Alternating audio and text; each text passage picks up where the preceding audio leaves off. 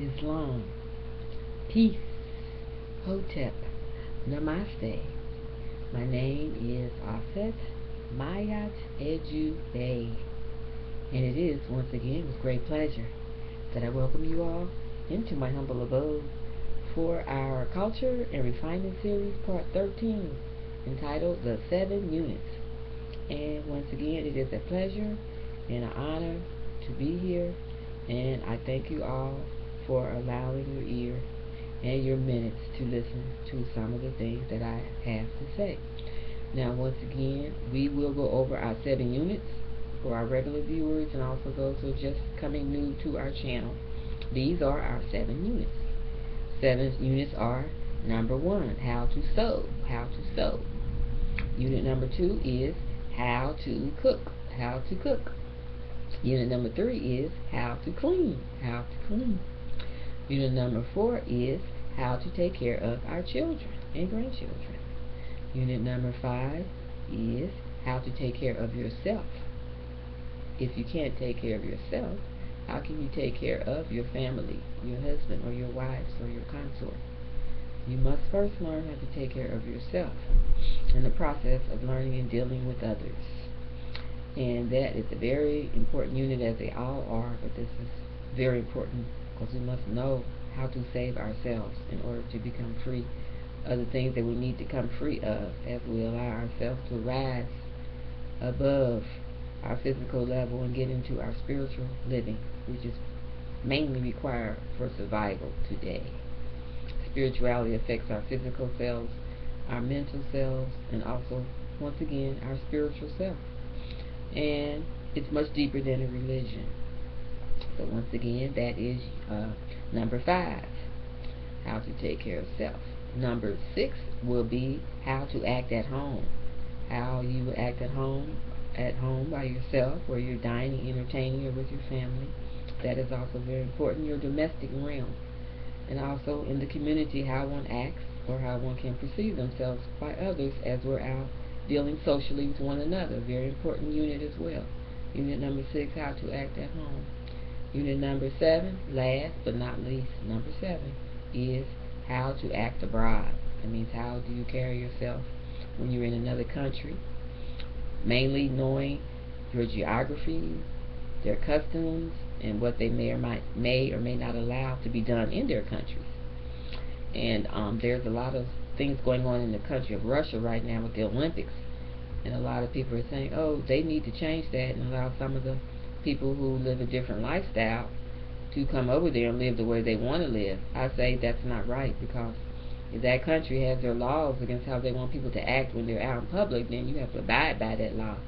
Just because you're visiting there, or even if they're hosting the Olympics to all types of people, when you're in that country, basically you have to expect or respect their laws that they have in that country.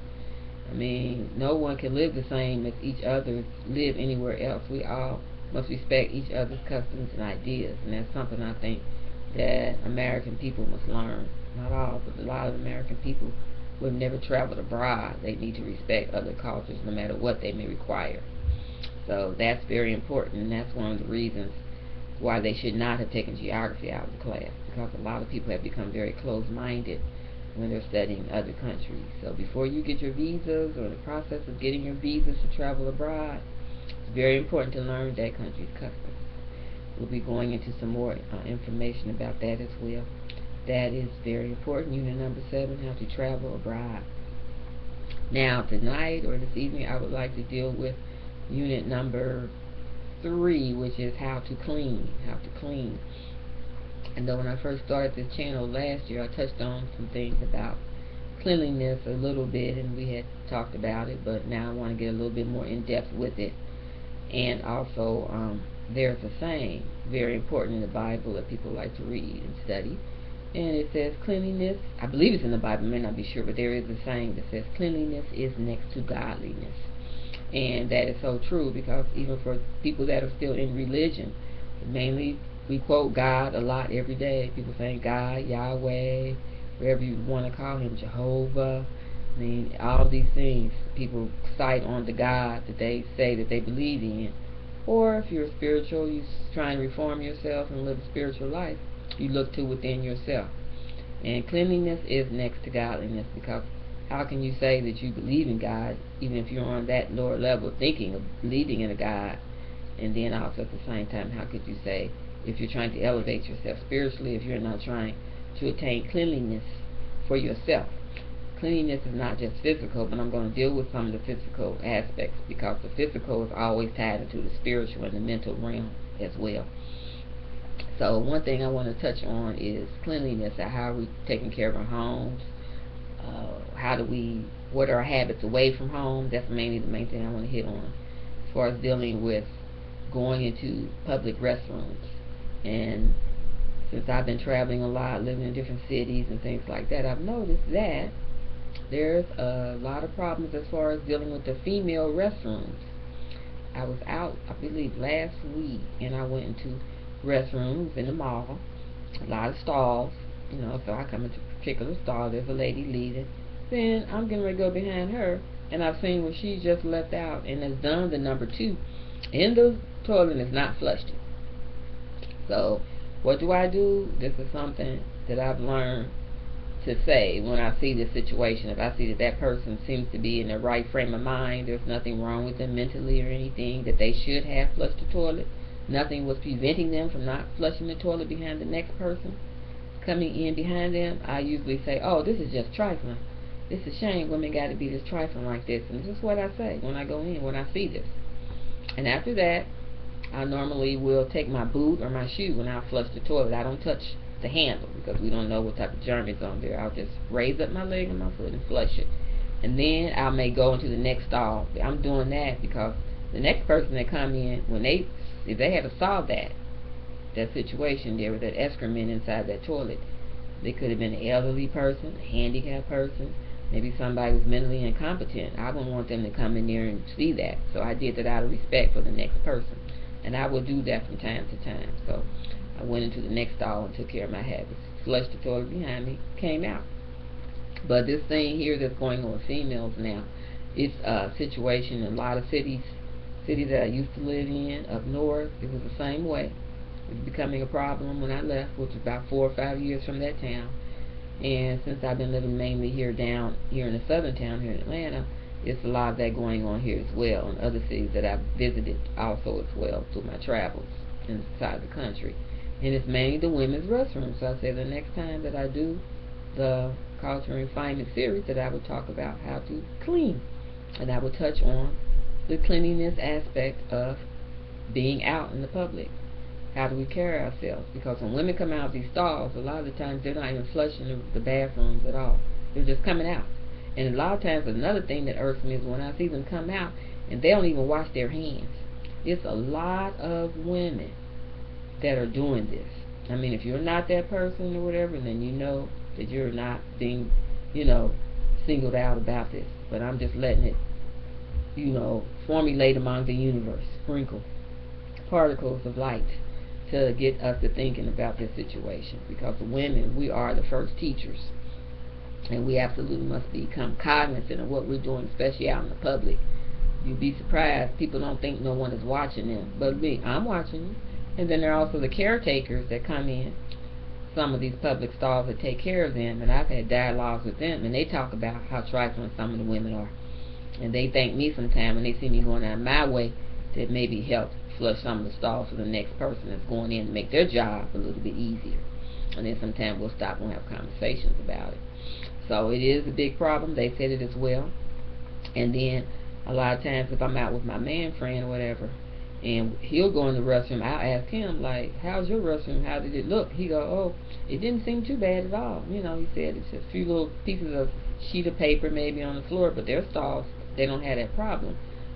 So a lot of you might say, oh, well, women have more problems than men because, we come on cycles and have more female problems than men. This may be true, but still, there's no excuse for it, sisters and women, all women of all cultures. If you're like this, it needs to stop. It just needs to stop, because we are the first teachers, and we have becoming better examples, especially here in this country as the United States. We say we're better culture than other people. We talk about other people in other countries. Oh, they're dirty, and their country is this and that. But what about your land? What about your environment that you're in?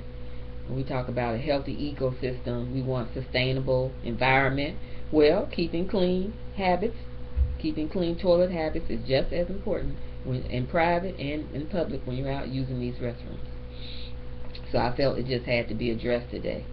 And also, if you're clean and you think clean, most of the time you will think clean thoughts. I know sometimes we may forget to flush the toilet, and when we're out using public restroom, whatever, but you still have to think about that, because if you forget just one instance, you'll be like, oh, the person that come behind me, they're going to see this. I don't want that for them to see this. I want to let them know that I'm a clean person. And just do it for yourself.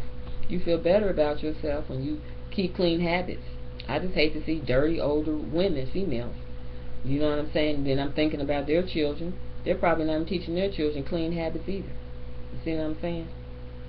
Now, if they get old and they decide to live that lifestyle and they've been trained, then that's on them. But if they've never been taught this, a lot of time it just piles up, and now it's going from generation to generation, because once again, I'm going to keep saying it, we as women are the first teachers. And so a lot of this is affecting the fabric of our society today, no matter what color you are, black or white or whatever. Because I've seen women of all colors come out of these bathrooms and they don't even flush behind themselves, whether it's just regular number two or it's just time of the month. So it's just trifling. And a lot of women can testify to this. So I just felt it had to be addressed with my review of unit number 3 today. Another thing that we could be mindful of is like our homes. Our homes must, every day you must devote some type of time to keeping your bathrooms clean, main areas, and also your living areas and your kitchens, but mainly the bathrooms. Try to keep those straightened up as much as you can. Do your full cleaning during the day that you're off, like once or twice a week when you clean your whole house. But that bathroom should definitely try to stay clean as much as you can every day. Even when you come home, you still got to devote some time to clean that bathroom. This has to be done. A lot of this neglect is being done a lot by women, and it's showing up in the society that we live in. And once again, if your mentality is not right, if you're not feeling well, a lot of times you may not want to clean. That's fine. We all have bad days. But it's something that must be done. I myself enjoy cleaning. Sometimes I do it too much. But as they say, cleanliness is next to godliness. And what we think about ourselves is reflected in how we live our physical lifestyles. And that's frankly why a lot of men are getting irritated with women as a whole. A lot of the men and brothers that I talk to. Not to say that I'm a perfect example, but I'm just saying that it has become a problem now, because a lot of women are not taking the time to take care of themselves, physically, mentally, and spiritually. So we just have to become better people for ourselves and for our loved ones, and to teach the children, because they have to learn this if this cycle is to be broken.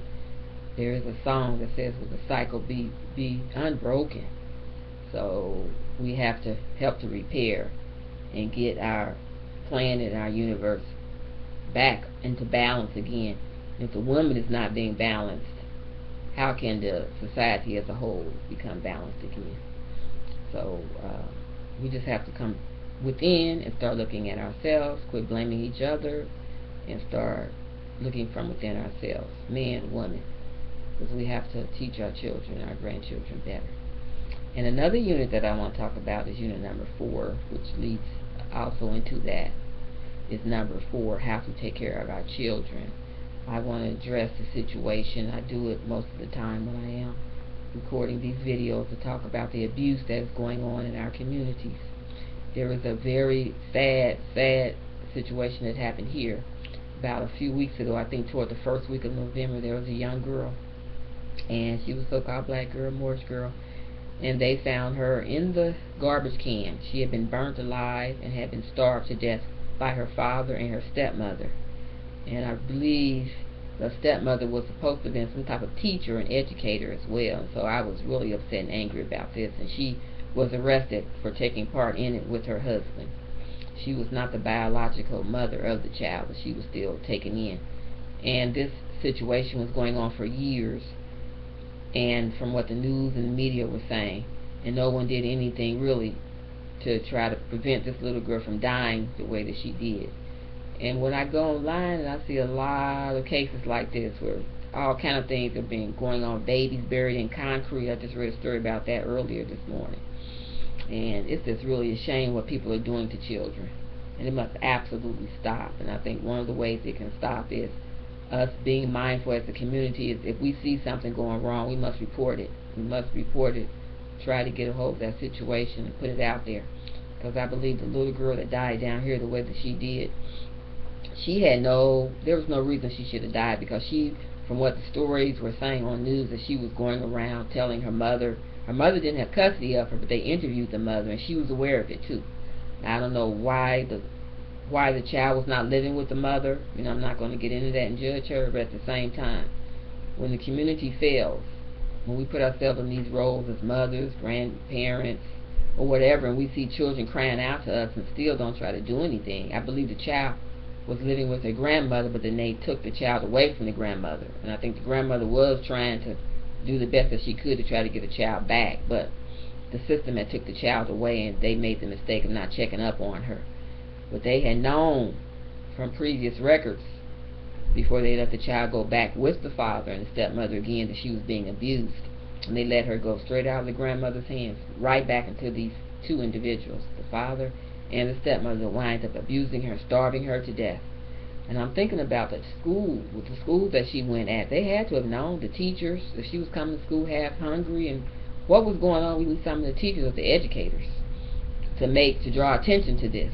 You see what I'm saying? Sometimes you have to think outside the box. And I know sometimes a lot of people say, well, I'm teaching school, I don't want to lose my job, they're going to come after me, the board and all this. Sometimes you got to say F the board. You have to step outside of the box, which is what I did a lot of times teaching school. I would comb these children's hair when they was coming to school. They would come over to my house, and they would sit with me until their parent came from school. I just went outside of the box, because I know in my heart I was doing the right thing. And I did get brought up before the board, but like I said, they threw the case out because they really didn't have anything against me, because they knew that the public schools does not have the right type of tools in order to help our children that are out here in this world all alone, basically, if they don't have their parents to help them, or a grandfather or a grandmother with the right heart to teach them. So humanity is falling real, real low, because there's just too many cases of abuse of children that have been happening.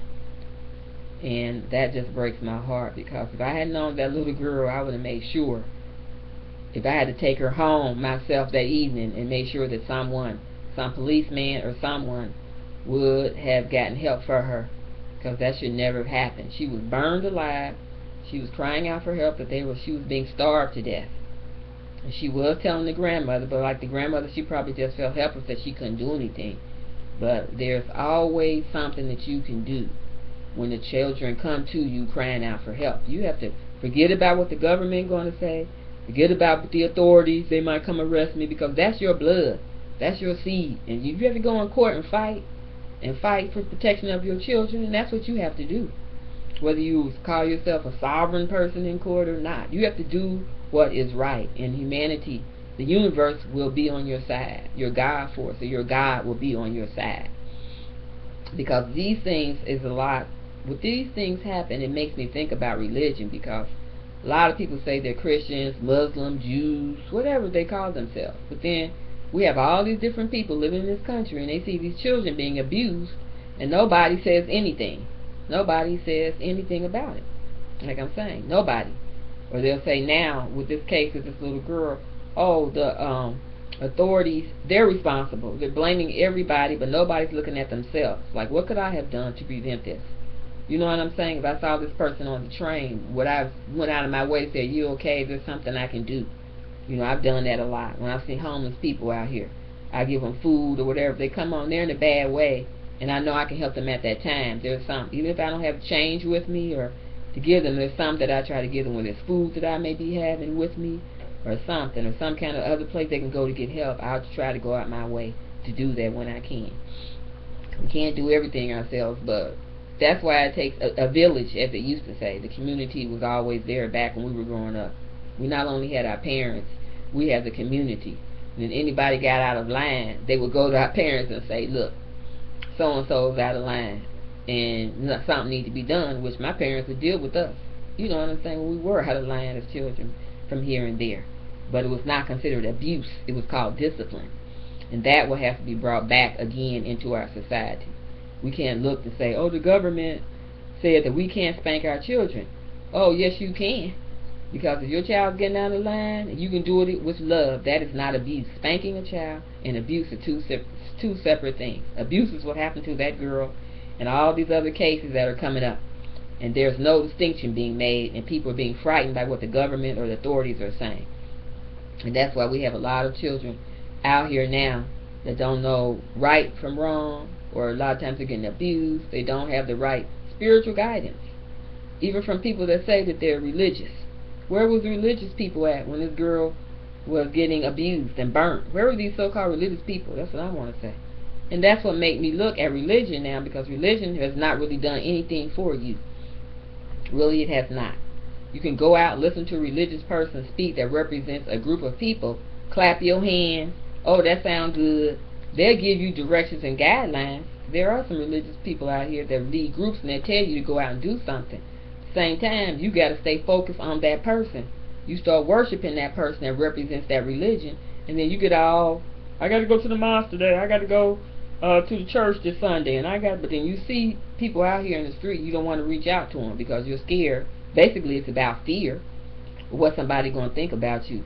You know what I'm saying? Well, if I do this, they're going to think I'm this and I'm that. Sometimes you just got to have it in your heart, and it's all about the heart. It's all about the heart, what's inside of ourselves. When we see somebody, we talk about Jesus, we talk about Nabi Ali, we talk about Elijah Muhammad, all these different, Mother Teresa, people that raised people up and taught us along the way. Our parents did things to try to show us the way. And we just have to step out of the box now, because the universe is basically begging for a change, and the children represent the universe. Jesus, Yahshua, said, if you haven't the heart of little children, you cannot get into the kingdom of God or heaven. And that's exactly what's happening. People want to talk and quote these books, and then when they come to really living the life, they don't want to do it. And that's what my perspective is on things. They want to come out to some organization, some group, give them all their time, but when it comes to them really looking within themselves and changing themselves, they didn't want to do that. Helping someone else along the way, whether it be once a month or twice a month. And really, it's all depending on what you're seeing at that time that's being in front of you. And so basically, there's just too much abuse going on with children, and some people have to be out there to fight the good fight, in order to save our youth and our children. No matter what color, we got to stop this racism about somebody's color, this and that, because it's holding your back. It's holding you from really experiencing your spirituality. So in a nutshell, these are the things that we must change. And so that's why I thought I would come with today. And I hope I wasn't too hard, but these things were on my heart today. And I knew it was time to try to, teach it again. Part 13, which was how to take care of our children, which was unit number 4. And also how to clean, which was unit number 3. Now the weeks to come, we're going to be doing some sewing classes and also saying some more important information with our other units. So I want to thank you for listening to me, and I hope that I said something to touch your heart. And remember, it does take a village. It takes us all to try to care for one another. Even if there's not that many of us, we have to look within ourselves and be the forerunners and stop depending on government, other groups and organizations. Just talking the talk, walking the walk, spending time in these groups, and nothing's being done. Our children need us. They're crying out for our help. All children. So I want to leave you as I open with the greetings of peace and love. And remember, children and the youth are our future. So once again, I would like to say thank you for letting me come into your homes.